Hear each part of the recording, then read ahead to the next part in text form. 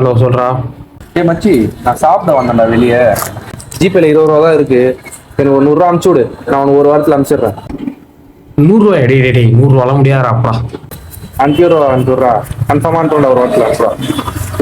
ம் சரி ஓகே இரு அனுப்பிச்சு விட்றேன்.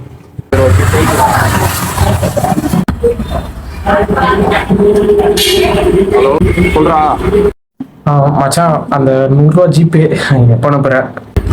ஏய் காசு வாங்கி இல்லடா 2 மணி நேரம் தான்டா ஆகுது. அதுக்குள்ளேயே போனாடா. நான் தான் ஒரு வாரத்தில் அனுப்பிச்சு விட்றேன்னால. வீடா போன வீடா.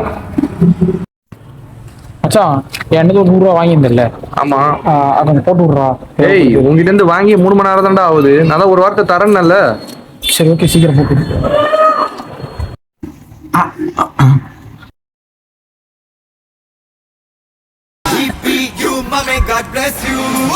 மச்சான் சொல்றா.